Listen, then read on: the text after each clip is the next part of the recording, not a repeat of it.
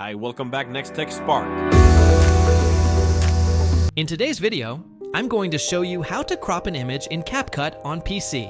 Whether you want to remove unwanted parts or adjust the framing of your picture, I'll guide you through the process step by step. So, here we have an image, and I'll show you exactly how to crop it easily. Let's get started.